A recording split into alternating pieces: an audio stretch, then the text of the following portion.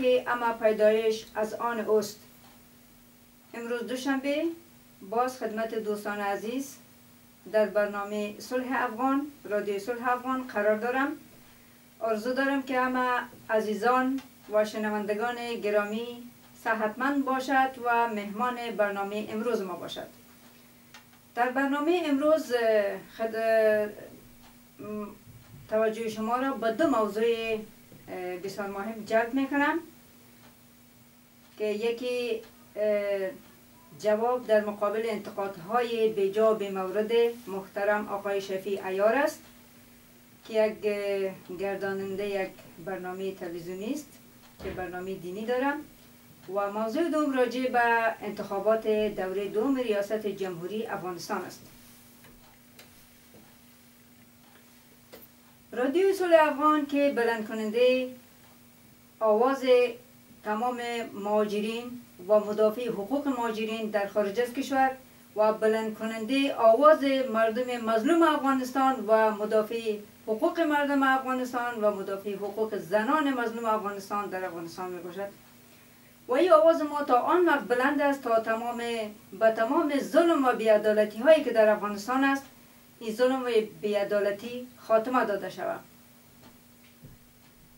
موضوعی که خدمت شما امروز گفتم تقدیم میکنم، موضوع اول گفتم که راجع به جواب در مورد انتقادهای بیجای آقای محترم شفیع عیار است که از همه اولتر من سلامهای خود را خدمت محترم آقای شفیع عیار تقدیم میکنم و آرزو دارم که صحتمند باشید.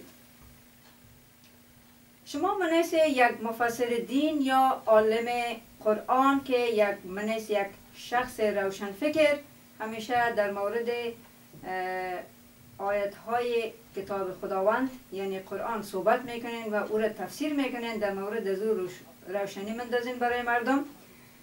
اگر شما در واقع خوب فکر کنین، شما باید ایره فکر کنین که مسخره کردن اشخاص از نقطه نظر اسلام بزرگترین گناه است و همچنان تهمت کردن و دروغ گفتن بزرگترین گناه است.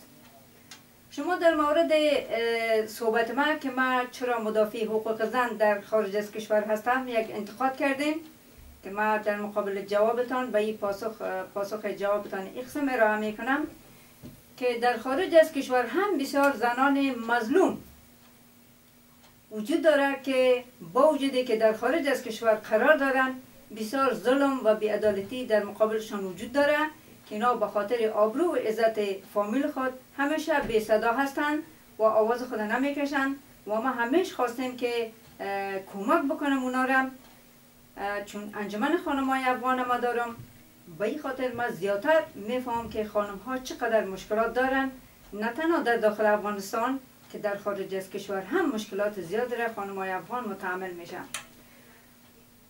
و این انتقاد شما بیجا هست و شما که خودتان مبلغ دین هستین، شما چرا نمیرین در کشورهای اسلامی تبلیغ دین نمیکنین؟ چرا در خارج از کشور تبلیغ دین نمیکنین؟ و چی کس از شما انتقاد بگیرم؟ شما میشه در برنامه‌تان جز مسخره کردن مردم، جز اذیت کردن مردم کدام کار دیگه ندارین. شما با جای از این کوشش کنید که یک خدمت برای مردم افغانستان بتونین که تا مردم از شما خوشنود باشه. و همچنان تهمتی که شما کردین یا دروغی که گفتین در مورد این است که من همین نظر صلح را نظر آقای عبدالستار سیرت بودم. من به آقای عبدالستار سیرت منیس یک عالم دین بسیار احترام دارم، اما نظر به مصروفیت های زیاد من هیچ وقت نتونستم برنامه های از او را گوش کنم یا بشنوم و من اصلا خبر نداشتم که او هم در مورد صلح صحبت کردم و خواسته که یک راه صلح را پیش ببره.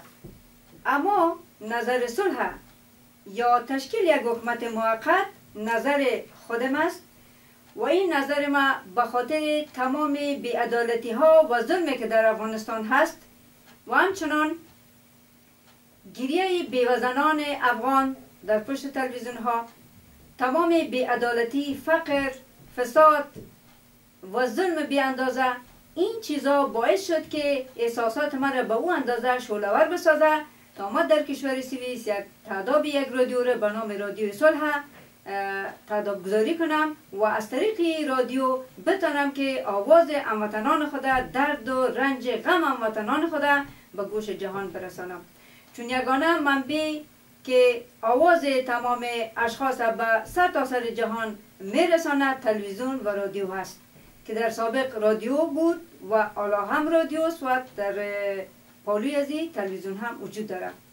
هزار طریق که ما میتونیم که آواز خود بکشیم و در مقابل تمام ظلم و بی‌عدالتی که در مقابل ملت افغانستان میشه باید آواز خود بلند کنیم و انسان ها به هر اندازه که بخواه میتونه که به مملکت خود، به هموطن خود کمک کنه، زبانی، قلمی، قدمی و هر کس به هر اندازه که میتونه کمک بکنه و اگر آواز و بی صدا بنشینه این خودش بزرگترین گناه هست، آرام نشستن و بی صدا نشستن مردم.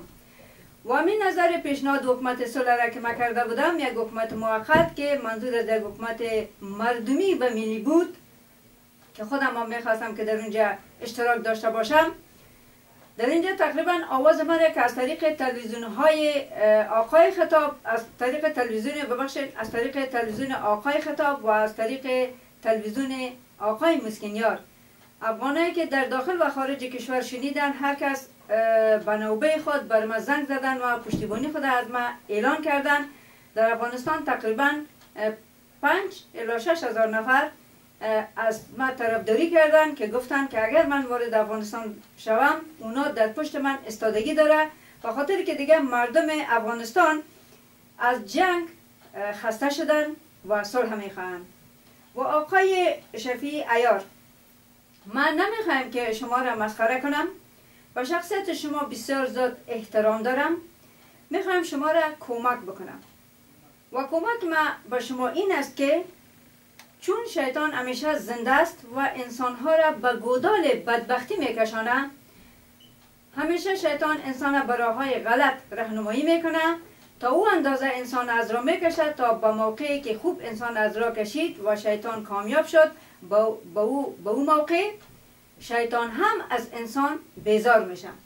ما با شما این پیام میتم پیش از اینکه شما خدای ناخواسته به اون مرحله برسین که شیطان هم از شما بیزار شود و پیش از اینکه شما از این جهان بروین هنوز موقع دارین که شما توبه و استغفار بکنید. از این اعمال بیهوده دست بکشید. اگر شما میخواهید که بخندید و مردم را هم بخندانید، شما میتونید که در برنامه محترم آقای جلالی بروید، در اونجا فکایی بگویید تا مردم زیادتر شما را تقدیر کند و کار آقای جلالی هم آسان شود.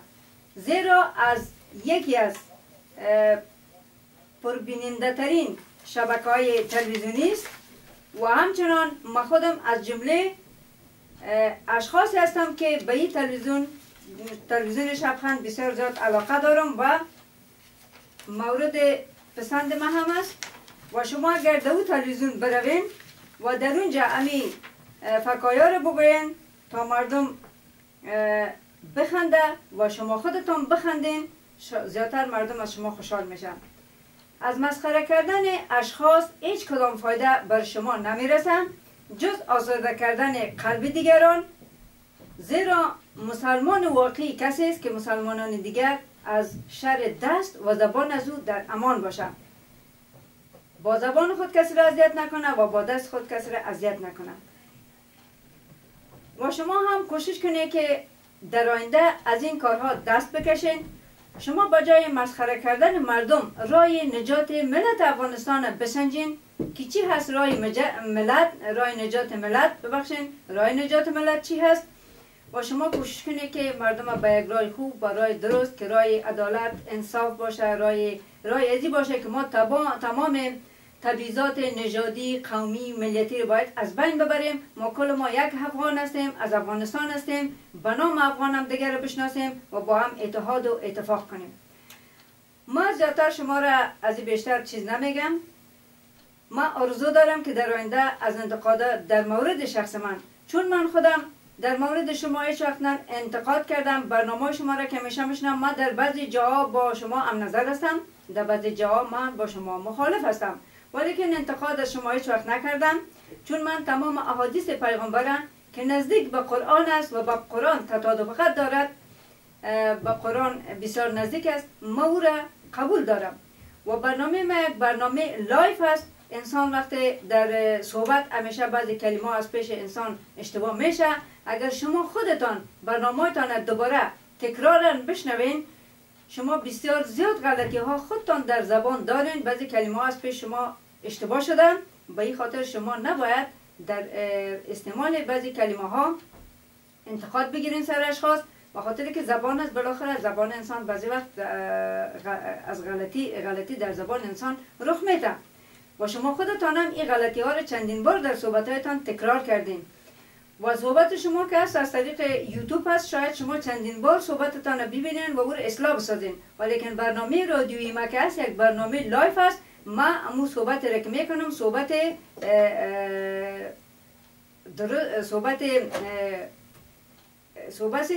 است که در او هیچ کدام اصلاحات صورت گرفتن نمیتونه، صحبت مستقیم است. بنابراین من یک شنونده شما از شما خواهش بسیار دوستانه دارم که آینده در مورد ما انتقادای به جای نکنین. شما هم اگه من یک شخص صلح طلب و وطن دوست میخواین میتونین امروز ما وارد میدان شوین و یک خدمت برای مردم افغانستان بکنین. در غیر از اگر بار دیگه شما انتقادای به جای از ما بگیرین، من به شخصیت شما بسیار احترام دارم، شما را شخص جاهل خطاب نمی کنم. در غیر از اگر بار دیگه شما همچین انتقادات به جای از ما بگیرین، من شما را منیس یک شخص جاهل فکر می کنم که شما جاهل هستین و جواب جاهلان خاموشی هست. این به این معنا نیست که من جواب شما را داده نمیتونم. من در مقابل هر حرف شما جواب دارم، میتونم که جواب شما را بدم، اما نمیخوایم که وقت خود ضایع کنم، چون وقت ما پیش ما بسیار ارزش داره. ما به جای که وقت خود ضایع کنم که برای شما جوابای شما را بدم، من وقت خود ضایع میکنم برای راه نجات ملت غیور و قهرمان افغانستان که راه نجات چی هست. با احترام، شفیق صابری، گوینده رادیوی صلح افغان. صحبت دوم ما که راجع به انتخابات دوره دوم ریاست جمهوری افغانستان هست، این به این معناست که وقتی که ما اعلام یک حکومت موقت کرده بودم و حکومت صلح را، منظور ما از یک حکومت مردمی، حکومت ملی که تمام اقشار و اقوام افغانستان در رئیسه داشته باشه و از تمام روشنفکران افغانستان، علمای افغانستان، از آقای گلبودین که شخص مخالف است در مقابل دولت افغانستان است، گروه طالبان افغانستان و از تمام مجاهدینی که در داخل افغانستان بود، تقاضای زیر داشتم که با هم اتفاق کنن، با هم یک جا شوند تا اینمی بدبختی را خود ما و شما از مملکت خود دور بسازیم و اجازه ندیم ابرقدرت ها را که با ما شطرنج بازی کنه و این ملت مظلوم مورد استفاده و مورد خواسته های شما خود قرار بدم. با می خاطر تعداد زیاد افغانا که از ما پشتیبانی کردن، به خاطر که رای ما رای حق بود، رای ما رای نجات ملت افغانستان بود. ما چون یک شخصیت بی‌طرف هستم، هدف ما آرامی مردم است. من کدام شخص چرکی طلب و قدرت طلب نیستم. من حتی در گفتار خود گفته بودم که اگر بعد از 2 سال که من مدت 2 سال میخوایم که آرامی را با مو رای را که خداوند در مغز ما جابجا کرده برای رای نجات ملت افغانستان، خواستم او راه را در افغانستان تطبیق کنم و بعد از 2 سال دوباره در اون کشوری که زندگی میکنم برگردم. حتی مردم افغانستان اگر از من تقاضای زیر بکنه که من رئیس جمهور افغانستان شم، ما او ریاست جمهوری را قبول ندارم. ما میخوایم که مردم آرام شوه، همین که مردم افغانستان آرام بود، اونمو به ما چرکی ریاست جمهوری است. ولی با کمال تاسف انتخابات صورت گرفت. در انتخابات اولیه هم چقدر مردم ها کشته شد، چون من گفته بودم که انتخابات شفاف نیست، به خاطر اینکه در یک کشوری که امنیت نباشه، فقر و گرسنگی و بی امنیتی باشه، چطور میتونه در اون کشور یک انتخابات شفاف صورت بگیره. وقتی انتخابات صورت گرفت، بازم تقلب ها از هر دو طرف تقلب ها صورت گرفت، ولیکن باز هم اینا با هم کنار نآمدن، به دور دوم انتخابات کشاندن و در دور دوم ما ببینیم که از این شروع تقلبات آغاز شده و تقلب جریان داره و ما چطور میتونیم که منتظر یک انتخابات شفاف باشیم، منتظر یک حکومت مردمی باشیم و منتظر نجات مردم افغانستان باشیم. و ما بازم برای مردم افغانستان پیشنهاد می است که شما به خاطر قدرت و چرکی دیگرها جنگ نکنین. باز هم اگر انتخابات شفاف نبود و درست نبود، باز هم من در کنار شما استاده هستم، قهرمانانه با شما یک جا هستم. باز هم من طرفدار نمی حکومت صلح هستم که برای 2 سال حکومت صلح به میان بیاید و من از تمام اقشار و اقوام افغانستان بازم تقاضای کمک و پشتیبانی دارم از جامعه بین المللی، از مردم امریکا، از آقای اوباما که رئیس جمهور امریکا است و از اینا تقاضای پشتیبانی کمک داریم که نمی جنگ در افغانستان با مردم افغانستان یک جا خاتمه بده. و همچنان از همسایه نزدیک افغانستان که پاکستان و ایران است، از اینا هم خواهش میکنم که دخالت‌های بی جای خود در افغانستان خاتمه بده تا اینمی جنگ در افغانستان شعله‌ور نشه. اگر این جنگ در افغانستان شعله‌ور شود، این جنگ باعث بدبختی از اونا هم میشه و اونا هم از این جنگ ها بی نصیب نمیمانه. امیالا هم اگر ما در پاکستان ببینیم، امیالا هم هیچ آرامی درست در افغانستان در پاکستان وجود نداره. هر روز بم ها انفجار میکنه و اینمی طالبان را که خودشان بر علیه مردم مظلوم افغانستان تربیه کردن، اینا را بازی دادن، فریب دادن. افغانای پاک و معصوم یا به زور یا به رضایت اینا را به طرفدار خود ساختن و بم ها را در بدن از اینا جابجا میکنه، به افغانستان میفرسته و مردم بیگناه و مظلوم افغانستان اینا از بین میبره. اینا کجا تانستن اون کسی که دشمن افغانستان است، دشمنان افغانستان اینا از بین ببرن؟ هیچ وقت اینا دشمنان افغانستان از بین نبردن و از بین بردن نمیتونن. اینا همیشه ملت خود با کارهای خود از بین میبرن. باز هم برای آخرین بار من خواهش میکنم از گروه طالبان افغانستان، از آقای گلبودین که اگر واقعا مسلمان هستند و واقعا به خاطر دین تلاش میکنن، باید اینا با پروسه صلح بپیوندن، در حکومت مردمی شرکت کنند، در یک حکومتی که حکومت صلح و حکومت مردمی باشه. اینا منسجم شوند و خودشان از ملت خود، از تمامیت ارضی خود دفاع بکنن.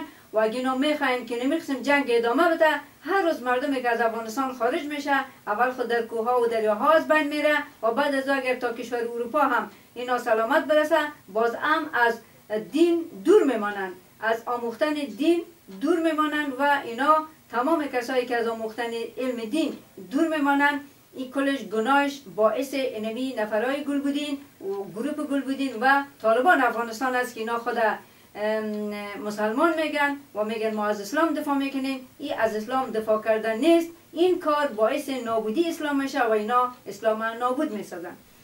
دوستان گرامی، صحبت های ما در اینجا خاتمه پیدا کرد. با روزوی این که ما یک انتخابات شفاف داشته باشیم و یک حکومت مردمی داشته باشیم، حکومت باشه که واقعا به مظلومین افغانستان، به زنان قهرمان افغانستان مدافع باشه، از حقوق زنان قهرمان افغانستان دفاع شود، دیگه زنان از مظلومیت خلاص شود و مردم غریب و بیچاره افغانستان که سالها زجر کشیدن و عامی اصلی استقلال افغانستان اینمی مردم غریب و بیچاره افغانستان است، به اینمیا رسیده شود. با امید اینمی قسم یک رئیس جمهور مردمی و با امید یک صلح سرتاسری در افغانستان عزیز و گرامی.